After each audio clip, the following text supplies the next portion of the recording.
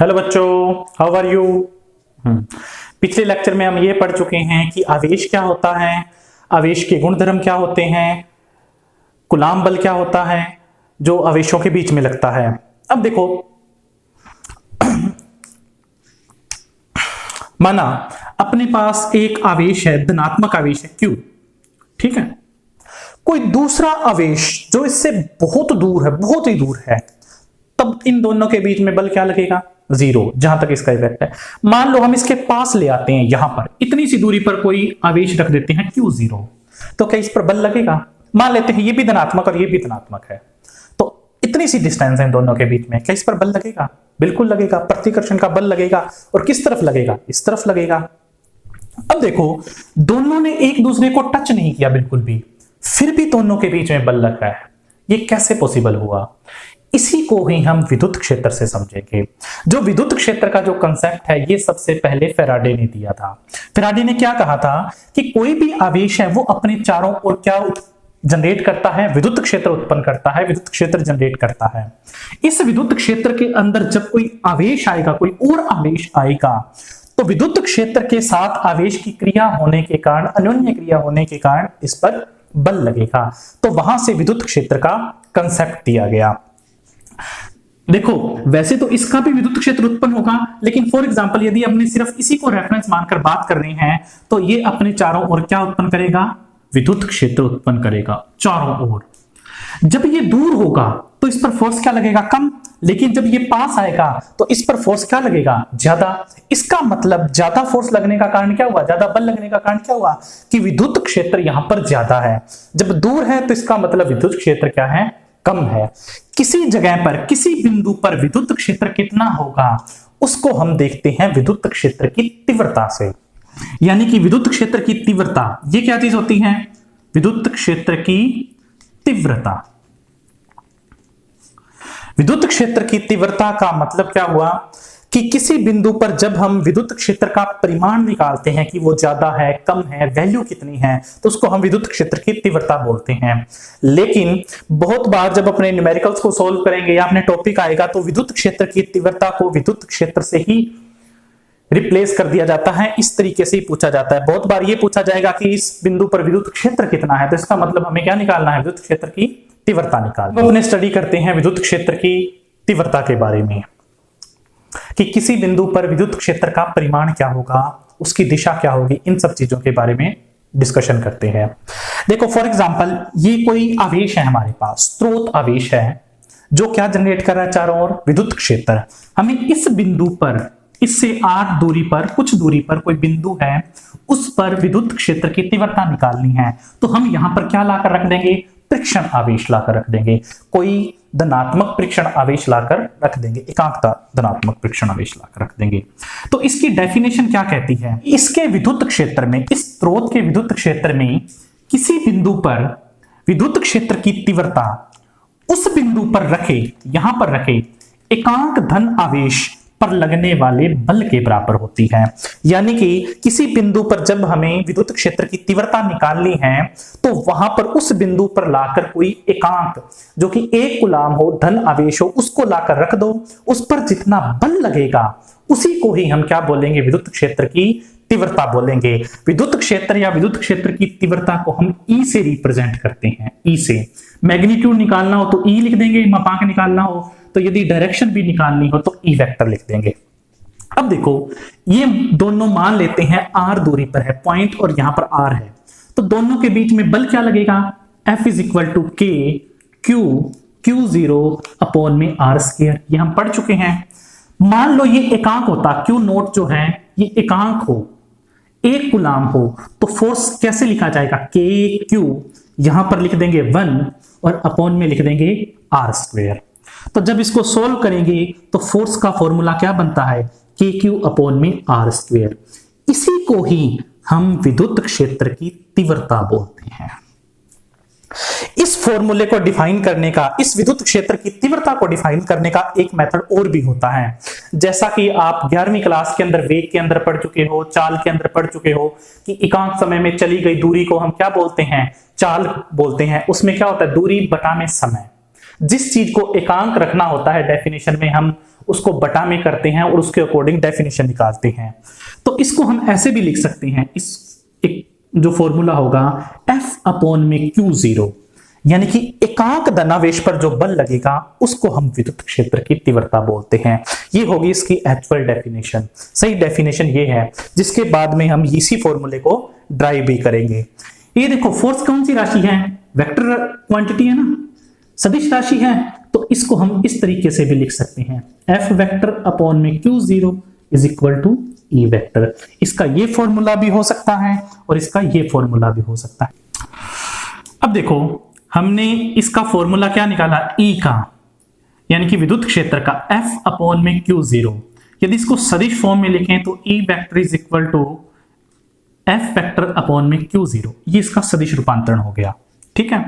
अब देखो जब हम विद्युत क्षेत्र निकालते हैं Q का, मान लो Q स्रोत है, हम इससे कुछ दूरी पर, यहां से R दूरी पर कोई पॉइंट है, उस पर विद्युत क्षेत्र निकालना चाहते हैं, तो उस पर हमें कोई एकांक, कोई परीक्षण आवेश लाके रखना होगा।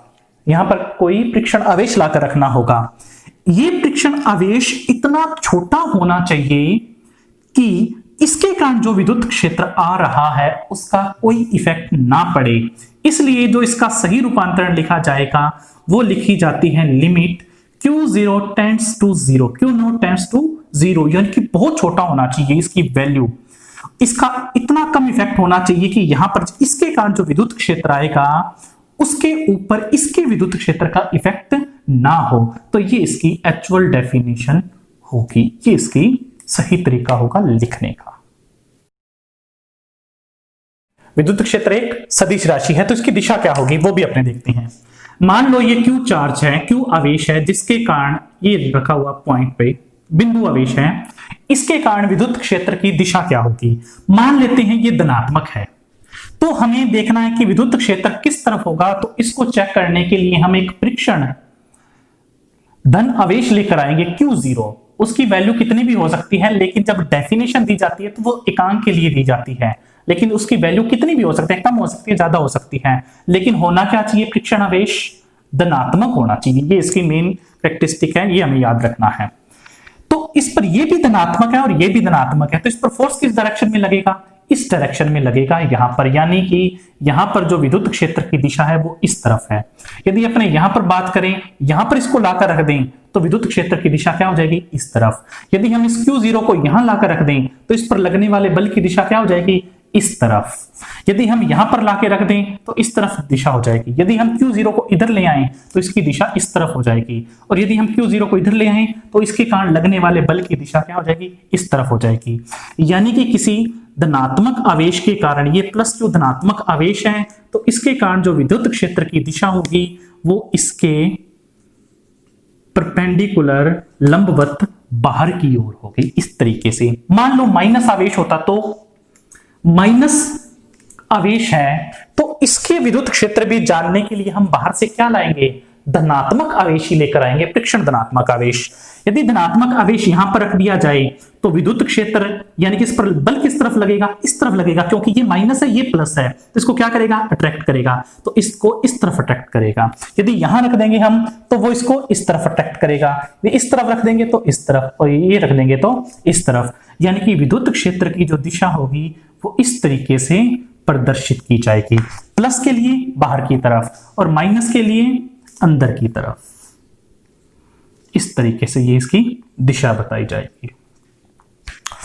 यदि इनका समूह होगा, दो आवेश होंगे, दो धनात्मक आवेश होंगे, दो ऋणात्मक आवेश होंगे, तो उनकी विद्युत क्षेत्र की दिशा निकालने के लिए हम सेम प्रोसेस लाएंगे। जिस बिंदु पर हमें विद्युत क्षेत्र की दिशा निकालनी है वहां पर हम धनात्मक आवेश को ले जाएंगे और फिर ये देखेंगे कि वहां पर परिणामी बल किस दिशा में लग रहा है।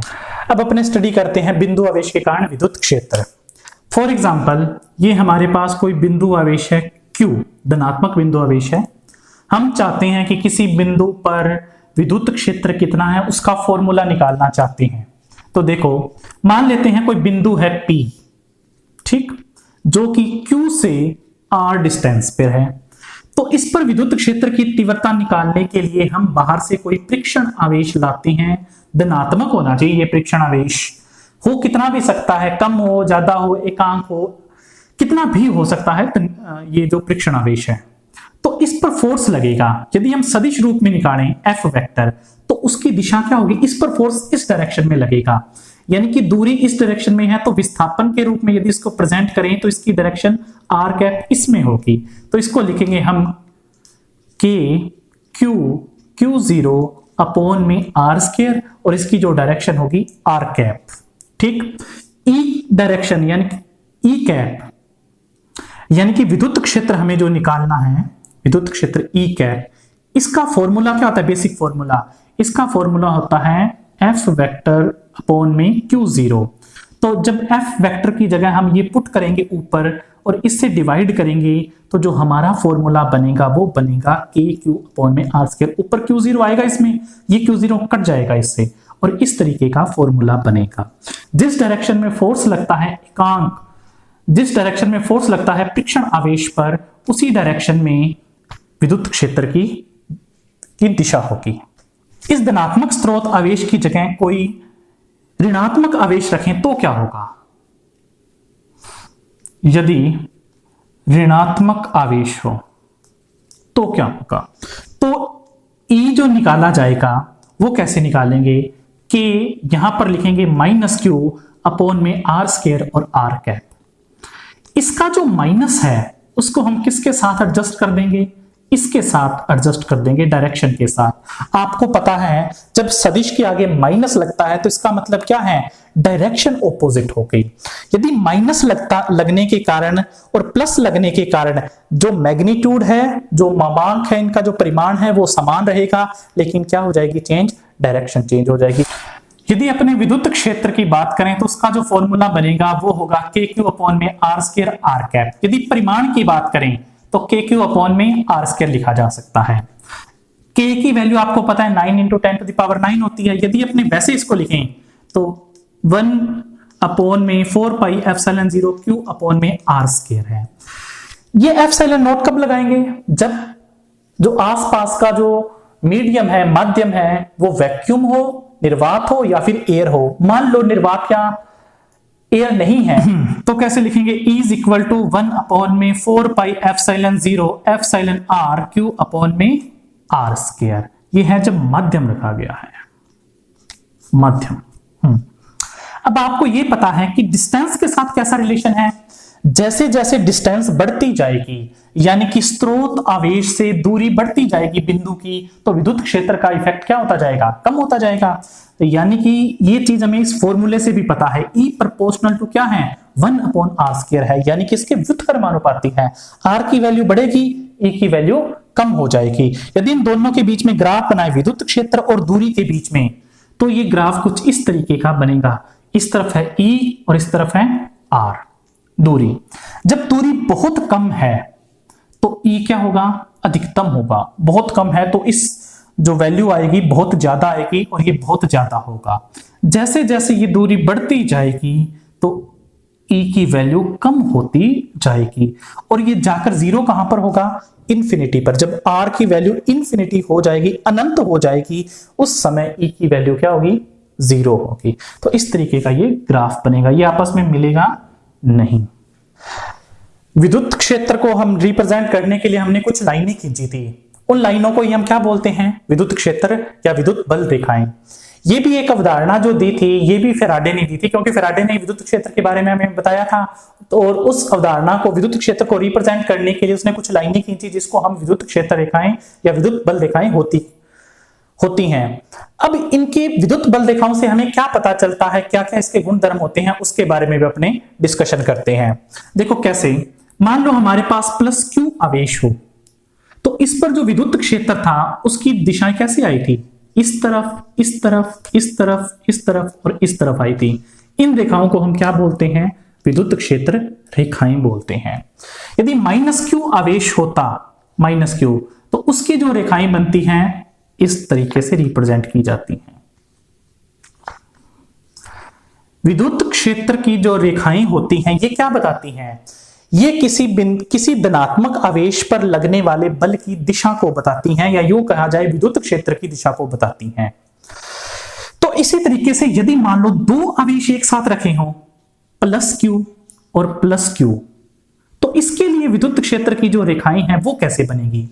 तो उसके लिए हम क्या करेंगे, सेम प्रोसीजर विद्युत क्षेत्र वाला, हम परीक्षण आवेश लाएंगे, उस पर देखेंगे परिणामी बल किधर लगेगा। जिस तरफ परिणामी बल लगेगा उस तरफ परिणामी विद्युत क्षेत्र होगा और उस तरफ डायरेक्शन है। मान लो हमने यहां पर कोई Q0 आवेश रखा है, तो इसके कारण जो प्रतिकर्षण लगेगा वो इस तरफ लगेगा, इसके कारण जो प्रतिकर्षण लगेगा वो इस तरफ लगेगा, लेकिन ज्यादा किसका लगेगा, इस तरफ। तो इसकी जो रेखाएं हैं वो इस तरीके से बनेगी। यहां पर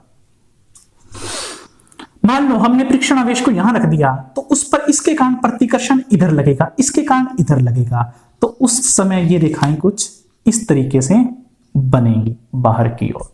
सेम प्रोसीजर, मान लो यहां पर हम देखना चाहते हैं कि विद्युत क्षेत्र रेखाएं किस तरफ होंगी या विद्युत क्षेत्र की दिशा क्या होगी, तो हम परीक्षण आवेश को यदि यहां रखें Q0 को, तो इसके कारण इधर लगेगा, लेकिन इसका जो इफेक्ट आएगा कम आएगा, ये इस तरफ आएगा।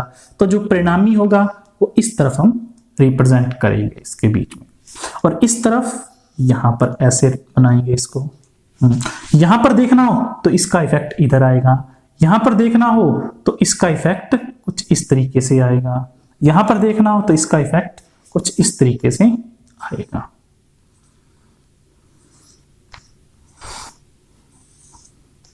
बीच में यहां पर बिल्कुल बीचों बीच होगा, यदि ये समान है दोनों तो बिल्कुल बीचों बीच क्या आएगा, कोई भी रेखा नहीं आएगी, जिसको हम क्या बोलते हैं, न्यूट्रल पॉइंट बोलते हैं। विद्युत क्षेत्र यहां पर 0 आएगा। कब, जब दोनों सेम है तो बिल्कुल बीचों बीच आएगा। मान लो एक चार्ज प्लस रखा हुआ है और एक चार्ज -Q रखा हुआ है, दोनों का परिमाण समान है समझने के लिए, लेकिन दोनों की जो प्रकृति है वो अलग अलग है, ये धनात्मक है ये ऋणात्मक है, तो विद्युत क्षेत्र की दिशा कैसे बनेगी वो अपने समझते हैं। मान लो आवेश यहां रखा है, कोई परीक्षण आवेश, तो उसको ये इधर भेजना चाहेगा, प्रतिकर्षित करेगा, लेकिन ये अपनी तरफ खींचना चाहेगा, तो इस टाइप से इसकी ये बनेगा। मान लो यहां पर हम देखना चाहते हैं तो ये इसको प्रतिकर्षित करेगा, लेकिन ये इसको क्या करेगा, आकर्षित करेगा। परीक्षण आवेश यहां रख दे तो ये तो इसको प्रतिकर्षित करेगा और ये इसको खींचेगा। यदि यहां पर परीक्षण आवेश रख दें तो उस टाइम ये बिल्कुल इधर, यदि यहां पर परीक्षण आवेश रख दें तो ये बिल्कुल अपनी ओर खींचेगा इसको माइनस के कारण, और यदि यहां पर रख दें तो इस तरीके के लूप, वक्र बनेगा। इसमें लूप नहीं बनेगा, हमेशा क्या बनेगा, वक्र बनेगा।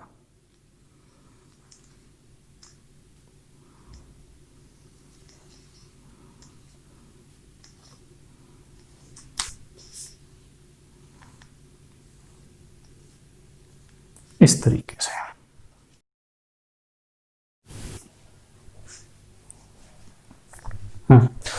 अब अपनी बात करते हैं विद्युत बल रेखाओं के गुणधर्मों के बारे में। जो पहला गुणधर्म है वो अपने समझते हैं। देखो आप पहले भी ये समझ चुके हैं कि +Q आवेश से जो विद्युत क्षेत्र है वो कहां होगा, बाहर की तरफ होगा, और ये कहां तक जाता है, अनंत तक जाता है। -Q के कारण जो है अंदर की ओर होता है, ये कहां से आता है, अनंत से आता है। यदि एकल धनावेश है तो उस कंडीशन में ये अंदर की तरफ होगा, त्रिज्यीय अंदर की तरफ होगा, इसके पर जो तल के परपेंडिकुलर अंदर की तरफ होगा, डायरेक्शन के रेडियल डायरेक्शन में, त्रिज्यीय दिशा में। लेकिन यदि ये दो आवेश रख दें, एक +Q और एक -Q, तो उस कंडीशन में क्या होगा, +Q से स्टार्ट होगा और ये -Q तक जाएगा, धनावेश से प्रारंभ होकर ऋणावेश पर ये समाप्त होगा।